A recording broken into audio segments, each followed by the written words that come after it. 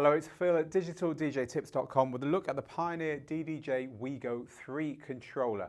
Really good selling controller, and for good reason too. It's been on the market for a few months when I record this. It's spring 2015 and it's good because it's got a lot of versatility. For instance, you can use it with your iPad or your iPhone running, this is running DJ, Algoriddim's DJ software, but you could also run it with Algoriddim's VJ software, for instance. And you plug this in with the supplied lead to the back of the WeGO3. You plug the WeGO3 into the power supply. It charges your iPad or your iPhone while you're DJing, so you don't have to worry about the battery running flat. And you can even plug a USB battery pack or USB charger into the USB socket on the back of here to charge it that way while you're DJing as well. So you don't even have to be near a power socket if you've got a battery pack for your phone or whatever, which is really nice. It's a well thought through implementation for the iPad. Having said that, in the box with this thing, you don't get iPad software, you get VirtualDJ LE. You can also go to Serato's website and download Serato DJ Intro, which is, they're both beginner versions of those programs, but they're fine to get started with. And so that's what I've been reviewing it with mainly. The slot in the back here means that if you do want to use this with iPad and you want to spend that little bit of extra money to go and buy software for that, you've got an alternative to using it on the laptop. But we've used Serato DJ Intro for this demo. Not that it really matters, because the way this has been programmed, most of the buttons and most of the functions work well on all the software that's supported. Let's talk a bit more about the controller itself then. It's the third incarnation of the WeGO idea, and it's by far the most assured, the most good-looking version. It's got a panel on the top here of aluminium, which just makes it look and feel a lot classier than the previous one. That said, it's clearly a consumer controller. It's small, it's lightweight. It does have all those features built in to use all kinds of software and so on, which wouldn't be necessary in a professional controller, which are made more for one purpose. And it's got very colourful, is one word to use them, lights that flash around here when you're playing, and that also flash when you're messing around with the effects, which I'll tell you a little bit more about a little bit later. So the flashing lights, the small size, the versatility, it all screams consumer product, and we're going to review it as such. This is the kind of controller that a first-time DJ, a DJ wanting something that they can dabble with, or a DJ wanting to play house parties and so on, is going to be interested in. That's who it's aimed at. So let's look around the surface of the controller. You can see it's laid out in quite a strange way with buttons all the way around here, but don't worry about the buttons all the way around here if you're used to seeing controllers laid out differently. They are the normal buttons you'd expect to find on a DJ controller. So we have the Q button here, the play pause button here. We have four cues here. There's a little button to switch these to samples, so these will now play samples, just quickly playing back whatever you have in 4 sample slots in your software.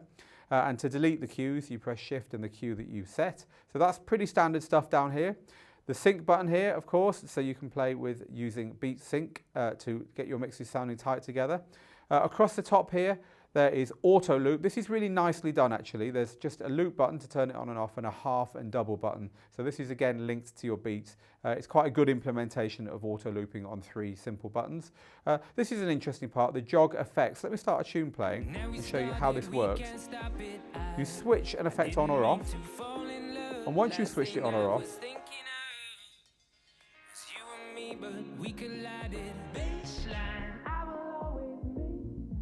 the jog wheel is controlling the wet drive, the effect, or in the case of filter, it's moving the filter away from center in low pass and high pass. And if you put more than one effect on in an effect slot, so this is designed to work with the effects engines where you have one effect per slot, which is just, if you don't understand what I'm talking about here, it's just a way that effects are implemented in DJ software. It's really very standard. So if you have 3 different effects there, you can affect them all together and kind of come up with your own macro effects. It's a bit gimmicky. When you're DJing with an effect on there, you might want to grab the jog wheel to do some spin backs or whatever. You can't do that because the jog wheel is being used for the effect, but the nudge still works. So actually, if you're beat mixing with this and you're using effects as well, it is possible. It just takes a bit of getting used to. It's quite a limited implementation of effects, but actually it's quite a good fun one, and I liked it. It's part of the personality of this controller is that it is limited, but the way they've implemented a lot of things makes those limitations kind of a positive, not a negative, because it takes away some of the fear factor. So for instance, the effects are very simple to use. The light show follows what you're doing. It's good fun. It encourages you to mess around with this stuff. So that's the effects section. If you hold down Shift and press an effect button, depending on your software, it lets you then cycle through the different effects available in each slot. The other things that it's got that are pretty standard are the tempo faders or tempo sliders. They're quite short. Certainly if you look at something like the Traktor Pro 3, which is a similar price controller, it's got really big, long tempo faders. So for manual beat matching, these aren't quite so good. The microphone, there is a microphone socket, but it just goes straight through the controller, and this is your volume for that. It doesn't go through the mixer or anything. Very standard on controllers like this, and your master volume's up here. It's got a on-off button here, which is unusual actually, and I quite liked it. So you can leave everything plugged in and just click it into standby there, even when you're on USB power. The mixer section is very simple. It's designed to control 2 channels of the DJ software you choose. The headphones volume doesn't have a Q mix volume, which won't really matter if you're a beginner DJ. And doesn't really matter if you're a pro DJ once you realize that you've got A, B and master selectors here for choosing what you hear in your headphones. Simple high, mid and low EQs, no gains, no per channel filters, but I've just shown you how to get a per channel filter working there. Overall, you know, it's missing some stuff you might expect on more expensive controllers. There's no key lock on-off button and things like that. And as I said, the effects are a limited implementation, but what you get from that is a very accessible controller that works with all kinds of software. So especially if you're not sure what software you want to buy, this is a great choice. Also, it's very small. It's not going to take up a lot of room in your life. It's going to go in a drawer when you don't want to use it. You want to play a party in the kitchen, you can squash it in there. You want to take it around your friend's house, it's not this big thing you've got to worry about. And I think that's a bonus with digital stuff. I think digital stuff should be portable unless there's some plausible reason why not, because there is no reason to have controllers that are huge when everything can be squashed into a box that means you can take it to places that maybe big controllers aren't so practical for. I really like the DDJ-WeGO3. I think for the people they're aiming at, this is a very strong controller indeed. I love the fact that it works with VirtualDJ and Serato DJ intro for free in the box. It works with Traktor if you own Traktor.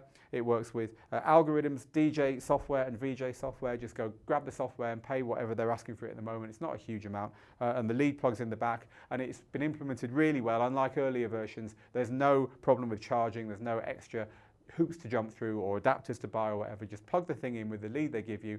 It is a lightning lead, not a 30-pin lead, so if you've got an older device, this is actually an older one, I couldn't plug this one in, you need to get the adapter for that. But other than that, it's all plain sailing. The Digital DJ Tips review that goes into a bit more detail about this is live. There's a link below here. If you found this review useful, please subscribe to this YouTube channel. And if you find us useful generally, then subscribe to us. We've got lots of free stuff that we'll send you as soon as you sign up. So thanks for watching this, and I hope to see you again very soon in another controller review.